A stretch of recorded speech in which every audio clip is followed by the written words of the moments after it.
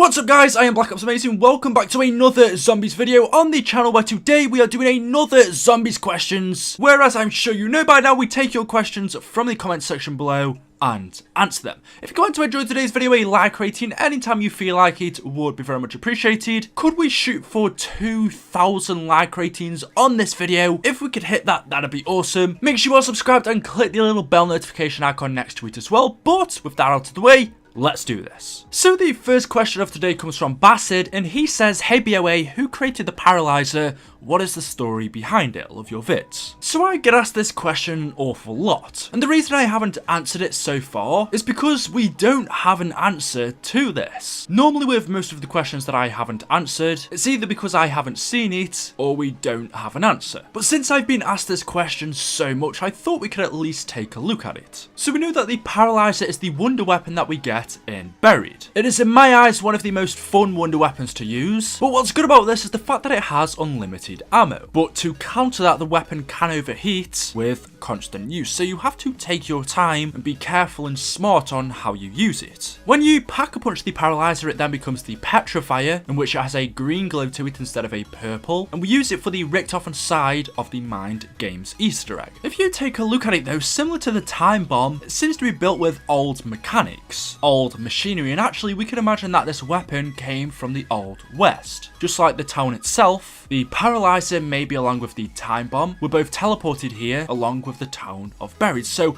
maybe both of these weapons came from the Old West in America, but are now obviously in Angola, Africa. I mean, the period for the Old West was between 1865 and 1895, and like I said, the machinery that this weapon uses looks like it does come from that time. We don't exactly know how it works, if it does in fact use 115, but I don't think this was built by anyone that we know in the storyline, not by Group 935, Broken Arrow, Division 9. It looks like this was built by a random person that existed hundreds of years ago. But again, we don't know, and it's the same thing for the Time Bomb. We don't know where any of these weapons come from, there's no background on them, hence why I can't do a story video about them, but that's really the best we can do. We have no official information. The next question from Brainstorm says, "What is the background behind Tranzit's making, and what were the cut game modes?" So Transit, or Green Run, is a map that's not particularly liked by a lot of the community. In general, speaking for a lot of people, it is one of, if not the most hated map in COD Zombies. A lot of people don't like it for 4 reasons, and that is the fog, the lava, the denizens, and the Easter egg, or I guess you could say just generally how big and annoying the map is to get around. Transit really was an experiment that didn't pay off. But since it was the first map that was coming to Black Ops 2 Zombies, in fact this was the only map we had on disc to start off with Black Ops 2. Usually before this on Black Ops 1 we had 2 maps, which was Kino and 5, but for Black Ops 2 we only had the one, which was Transit. And Treyarch's thinking was to actually make one big map that contained everything along with a few other game modes, instead of doing 2. And so we have Green Run. But as I said, it really wasn't a success. It's not a good map, and I think, in fact, I know Treyarch know that as well. The reasoning behind why Transit is so bad is because, as I said, it was the first map that we got on disc for Black Ops 2. And because it was so big, in fact the biggest map we had ever had, it was difficult for it to run on the old consoles. Because the map was so big, things would begin to lag, things wouldn't load in, the map just wouldn't work properly. The older consoles simply couldn't handle it. The amount of memory and disk space they had at that time wasn't enough. And so to counter the problems that Transit was having with lag and parts of the map not loading in, they decided to add the fog, which, as we know, takes away a lot of the distance, which means that half of the map doesn't have to render in until we get close to it, which takes away from the lagginess. Also, to fix this, they added the lava and the denizens to slow us down. So those are reasons why all of these things that we hate in Transit were added into the game. It might not necessarily be because Treyarch wanted to put them in there, maybe themselves they found these annoying, but it's more that they had to be in there if Transit was going to work. They wanted Transit to be the biggest and most ambitious map they had done to date, and it kind of was in a way. It was their most experimental map, with a new set of characters, a large Easter egg, a lot of confusing things, the bus system, but I don't think it was what they really wanted. That's the background behind it and its making, but you also asked me in this question, what about the cut game modes? So besides from Tranzit being a massive map that Treyarch wanted to add in, alongside this, because they weren't creating 2 maps, they wanted to add in a ton of fun game modes for us to play. One of these modes that we found in the coding was Turned. As we know, Turned did eventually release for DLC 1, I believe, but it was initially supposed to come along with Tranzit. It didn't because Treyarch didn't have enough time to finish it. They spent all of their time creating these different modes for Black Ops 2 Zombies that they really didn't have enough time to finish all of them. It seems like they were all half or mostly finished, but never completely finished because they had so much to do. Tranzit, along with Turned, Grief, these other cut game modes, nothing seemed to be completely finished because they were doing too much at once. So like I said, Turned was a cut game mode that was supposed to come along with the game, but didn't. However, we ended up getting it in DLC 1. As Jason Blundell said, there was also another game mode, which was in Transit, and it was called Chase the Meat. Now, if you actually go into the game files, this is way back when Transit first released. You could find this in there, and as you see, this is an image of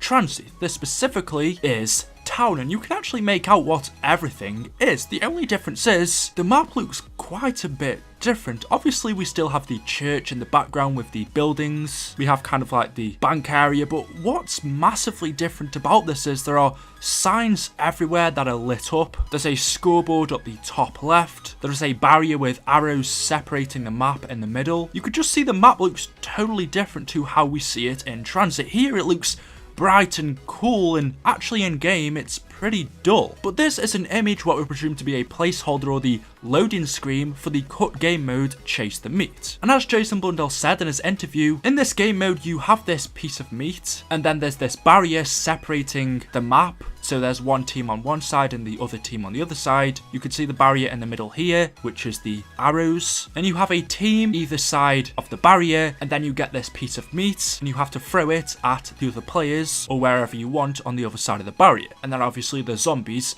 chase it. We do have this piece of meat in Grief, and it's, I guess you could say, pretty similar. I don't know if you had weapons in this game mode. I really know nothing else about it, apart from the fact that it looks freaking awesome. It really does look fun. You can see on the signs it says eat more, I think that says meat, or eat more human. It says pray the meat, taste meat, catch it, brains. It just looks really cool, and I honestly would have loved to play that. Maybe not even that, it's just the fact that the map looks so much different and so much more brighter. It looks like what Transit actually should have been, instead of the fog and the dullness of it. I mean, even in this screenshot there doesn't look like there's any lava.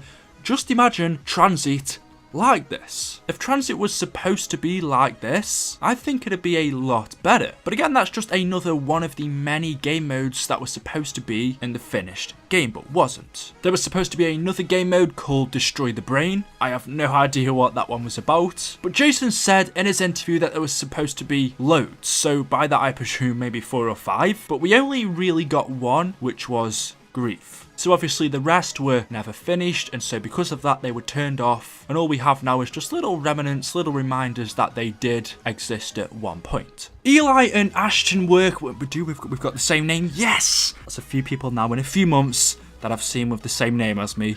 It's very rare.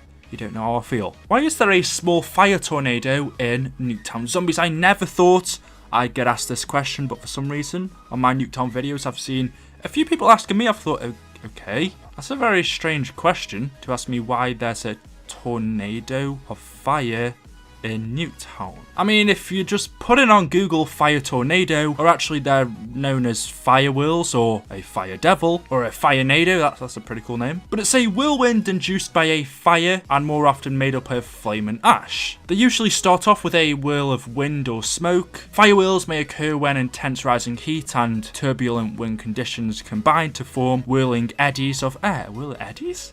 Rick Thompson's got something to do with this. Anyway, it says these eddies can contract into a tornado-like vortex that sucks in burning debris and combustible gases. So, I mean, I don't know. I have no idea why you wanted to know that. But yeah, I assume because the nuclear explosion went off in Newtown, a whirlwind was induced by a fire which was made up of flame or ash. So these are just things we see in Newtown because of the explosion, because of the fire and the wind combining. Okay. I mean, I don't know. I had enough people asking me that for me just want to say something about it. Anyway, guys, there we go. That is it for today's video. Hopefully you have all enjoyed. If you have, as always, a like rating would be very much appreciated, but of course you don't have to if you don't want to. Make sure you are subscribed to stay up to date with the latest videos on the channel, and of course I will see you all in the next video. Leave any questions you have in the comments, and goodbye.